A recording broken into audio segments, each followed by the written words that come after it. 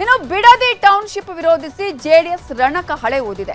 ಇವತ್ತಿಂದ 3 ದಿನಗಳ ಕಾಲ ಜೆಡಿಎಸ್ ಪಾದಯಾತ್ರೆಯನ್ನ ಮಾಡ್ತಾ ಇದೆ. ಜೆಡಿಎಸ್ ಯುವ ನಾಯಕ ನಿಖಿಲ್ ಕುಮಾರಸ್ವಾಮಿ ನೇತೃತ್ವದಲ್ಲಿ ಪಾದಯಾತ್ರೆ ನಡೀತಾ ಇದೆ.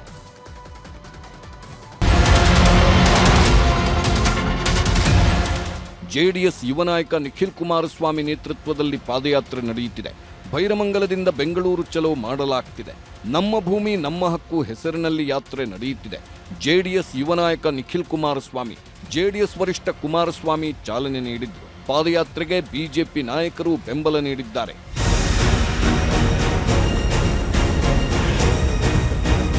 ಪಾದಯಾತ್ರೆ ಮಾಡುತ್ತಲೇ ನ್ಯೂಸ್ 18 ಜೊತೆ ನಿಖಿಲ್ ಕುಮಾರಸ್ವಾಮಿ ಮಾತನಾಡಿದ್ರು. ನಾವು ರಾಜಕೀಯ ಲಾಭಕ್ಕಾಗಿ ಪಾದಯಾತ್ರೆ ಮಾಡ್ತಿಲ್ಲ, ರೈತರ ಪರವಾಗಿ ಪಾದಯಾತ್ರೆ ಮಾಡುತ್ತಿದ್ದೇವೆ ಎಂದರು. ಇಲ್ಲಿ ಯಾವುದೇ ರಾಜಕೀಯದ ಲಾಭ ನಷ್ಟದ ಲೆಕ್ಕಾಚಾರ ಅಲ್ಲ. ನೋಡಿ, ನಾವು ಒಂದು ಪ್ರಾದೇಶಿಕ ಪಕ್ಷ, ರೈತರ ಪರವಾದಂಥ ಪಕ್ಷ, ರೈತರ ನಿರಂತರವಾದಂಥ ಕಮಿಟ್ಮೆಂಟಲ್ಲಿ ಪಕ್ಷ ಕಟ್ಟಿದ್ದೀವಿ. ಈಗಲೂ ಕೂಡ ಕಟ್ತೇವೆ, ಮುಂದೆಯೂ ಕೂಡ ರೈತರ ಪರವಾಗಿ ನಿಲ್ತೇವೆ.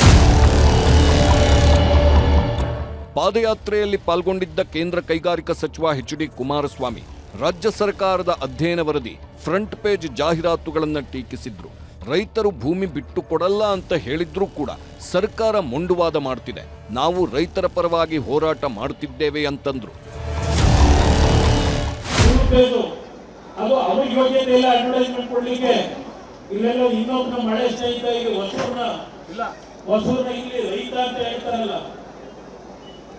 ಒಬ್ಬ ವ್ಯಕ್ತಿ ಕೈಯಲ್ಲಿ ಅಡ್ವರ್ಟೈಸ್ಮೆಂಟ್ ಯೋಗ್ಯತೆಗೆ ಕಾಂಗ್ರೆಸ್ ಪಕ್ಷದಿಂದ ಕೂಡ ಯೋಗ್ಯತೆ ಇಲ್ಲ. ನಿನ್ನೆ ಒಂದು ಸಮಿತಿ ಘೋಷಣೆ ಮಾಡಲ್ಲ. ಈ ಪಾದಯಾತ್ರೆ ಹಿನ್ನೆಲೆಯಲ್ಲಿ ಯಾರೊಬ್ಬರು ನಿವೃತ್ತ ನ್ಯಾಯಾಧೀಶರು, ಆ ನಿವೃತ್ತ ನ್ಯಾಯಾಧೀಶರ ಮುಂದೆ ಯಾವ ಒಂದು 70 ಎಕರೆ ಕರ ಭೂಮಿ ಇತ್ತು, ಆ ಭೂಮಿನ ಇವತ್ತು ಆ ಒಂದು ವ್ಯಾಪ್ತಿ ಒಳಗಿದೆ, ಕಾಲ್ಫ್ಲೋರ್ ಅಂತ ಹೇಳಿ ಹಿಂದೆ ಇದ್ದಂತ ಕಾಂಗ್ರೆಸ್ ಸರ್ಕಾರದಲ್ಲಿ ಎಕರೆಗೆ 12 ಕೋಟಿ ನಿಗದಿ ಮಾಡಿದ್ರು.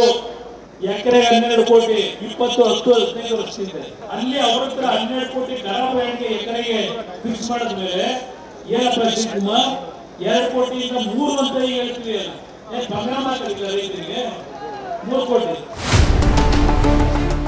ಮಾತಿನ ಮಧ್ಯೆ ನೂತನ ಸಚಿವ ಎಚ್.ಸಿ. ಬಾಲಕೃಷ್ಣರನ್ನ ಕುಮಾರಸ್ವಾಮಿ ಕೆಣಕಿದ್ರು. ಸಚಿವರಿಗೆ ಏನು ಕೊಂಬಿದೆಯಾ ಅಂದ್ರು. ಇದಕ್ಕೆ ಟಾಂಗ್ ಕೊಟ್ಟ ಸಚಿವ ಬಾಲಕೃಷ್ಣ, ಯಾರು ಯೋಜನೆ ಮಾಡಿದರೋ ಅವರು ಸರ್ವನಾಶ ಆಗಲಿ ಬಿಡಿ ಅಂದ್ರು. ಮಿನಿಸ್ಟ್ರು ನಾವು ಕಾಣದೇ ಇರಲ್ಲ, ನಾವು ಕಾಣಿದ ಅಶೋಕ್ ಕಾಣದೇ ಇರೋ ಮಂತ್ರಿಗಳಿಲ್ಲ, ನಾವು ಕಾಣದೇ ಇರೋ ಮಂತ್ರಿಗಳಿಲ್ಲ,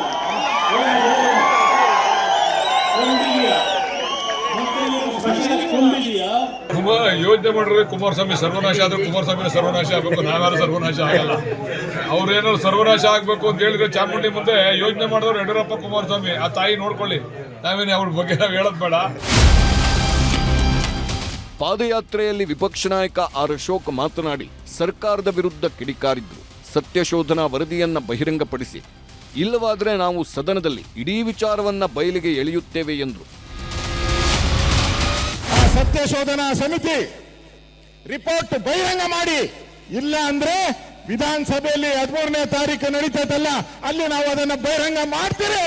ನಿಮ್ಮ ಯೋಗ್ಯತೆಯನ್ನ ಹರಾಜಾಗ್ತೀರಿ ಅವತ್ತು ಇಡೀ ರಾಜ್ಯಕ್ಕೆ ನೀವು.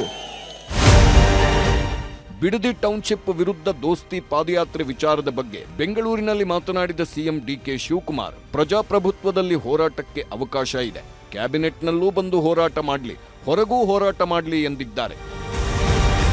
ಪ್ರಜಾಪ್ರಭುತ್ವದ ವ್ಯವಸ್ಥೆಯಲ್ಲಿ ಎಲ್ಲರಿಗೂ ಪ್ರತಿಭಟನೆ, ಪಾದಯಾತ್ರೆ ಮಾಡೋಂಥ ಹಕ್ಕಿದೆ.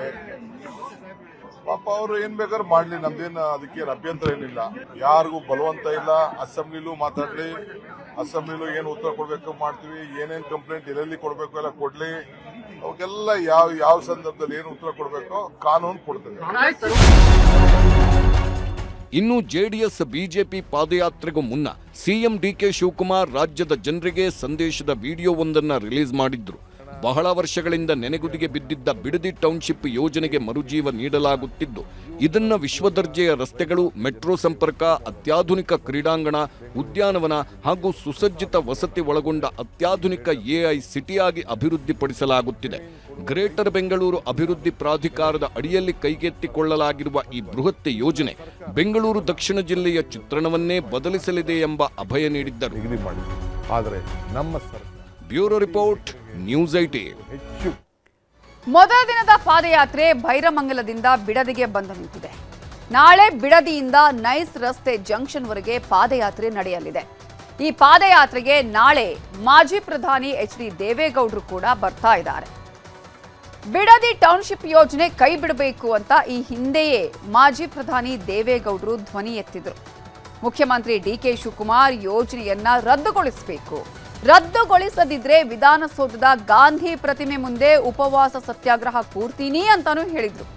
ಇದಾದ್ಮೇಲೆ ಬಿಡದಿ ಟೌನ್ಶಿಪ್ ಯೋಜನೆಗೆ ರೈತರು ಭೂಮಿ ಕೊಟ್ರೆ ತಗೊಳ್ತೀವಿ, ಇಲ್ಲ ಅಂತ ಹೇಳಿದ್ರೆ ಬಲವಂತವಾಗಿ ಯೋಜನೆ ಶುರು ಮಾಡಲ್ಲ ಅಂತ ಮುಖ್ಯಮಂತ್ರಿ ಡಿ.ಕೆ. ಶಿವಕುಮಾರ್ ಕೂಡ ಹೇಳಿದ್ದಾರೆ.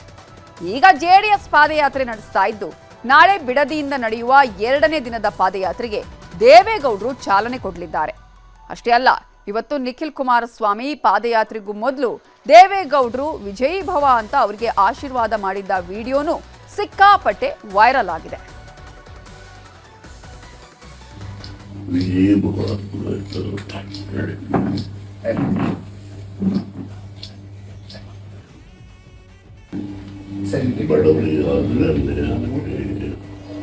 ನಾವು ಯಾರ ವೈಯಕ್ತಿಕ ದ್ವೇಷ ಎಲ್ಲ ಪರವಾಗಿಲ್ಲ, ಅದರಿಂದ ನಾವು ಹೋರಾಟ ಮಾಡೋದು.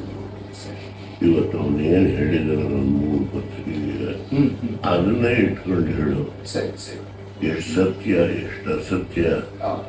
ಈ ಸುಳ್ಳಿನ ಸರಮೋನೆಯಿಂದ ಈ ಬಿಡಲಿನಲ್ಲಿ ಜನಕ್ಕೆ ದ್ರೋಹ ಮಾಡೋದು ಹೊರಟಿದ್ದಾರೆ ಮುಖ್ಯಮಂತ್ರಿಗಳು. ನೇರವಾಗಿ ಹೀಗೆ ಈ ಬಡವರ ಹೊಟ್ಟೆ ಮೇಲೆ ಹೊಡೆಯಲಿಕ್ಕೆ ಹೊರಟಿದ್ದಾರೆ ಮಾಡುವ.